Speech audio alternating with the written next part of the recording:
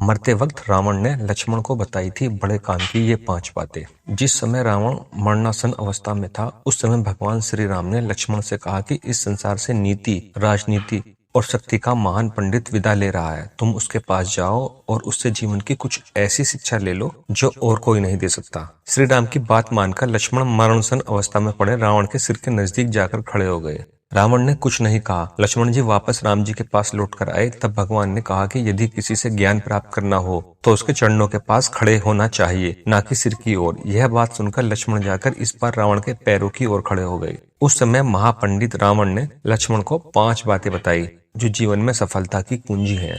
पहली बात जो रावण ने लक्ष्मण को बताई वह ये थी कि शुभ कार्य जितनी जल्दी हो कर डालना चाहिए, वरना जीवन कब समाप्त हो जाए किसी को पता नहीं। और अशुभ कार्य को जितना टाल सकते हो टाल देना चाहिए। मैं श्री राम को पहचान नहीं सका और उनकी शरण में आने में देरी कर दी, इस कारण मेरी यह दशा हुई। रावण ने लक्ष्मण को दूसरी सबसे महत्वपूर्ण बात ये बताई कि शत्रु तथा रोग को कभी छोटा नहीं समझना चाहिए। छोटे से छोटा रोग भी प्राण घातक हो सकता है, छोटे से छोटा शत्रु भी खतरनाक हो सकता है। मैंने जिन्हें साधारण वानर और भालू समझा, उन्होंने मेरी पूरी सेना को नष्ट कर दिया। मैंने जब ब्रह्मा जी से अमरता का वरदान मांगा था, तब मनुष्य और वानर के अतिरिक्त कोई मेरा वध ना कर सके ऐसा कहा था, क्योंकि मैं मनुष्य और वानर को तुच्छ समझता था। यह मेरी गलती हुई। मैंने राम, लक्ष्मण और उनकी वानर सेना को तुच्छ समझा था और वही मेरी मृत्यु का कारण भी बने।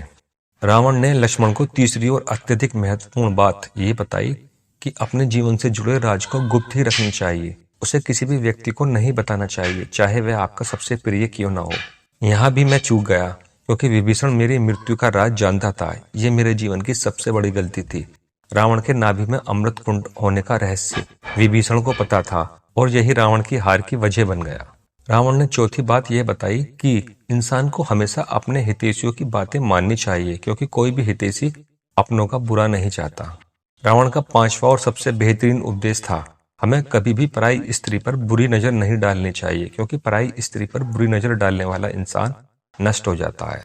दोस्तों, भले ही रावण बुराई का प्रतीक माना जाता है, लेकिन उसके द्वारा बताई गई बातें बिल्कुल सत्य हैं और आजकल के समय में हर मनुष्य को इन बातों पर अमल करना चाहिए। भले ही रावण अहंकारी था, परंतु इस बात से भी इनकार नहीं किया जा सकता कि उससे बड़ा ज्ञानी अभी तक कोई नहीं हुआ है। दोस्तों, जानकारी अच्छी लगी हो तो वीडियो को लाइक, शेयर व चैनल को सब्सक्राइब अवश्य कर दें। साथ ही नीचे दिए गए घंटी के आइकन पर क्लिक कर नोटिफिकेशन ऑल कर लें, जिससे ऐसी अच्छी रोचक जानकारी सबसे पहले आप तक पहुंच सके।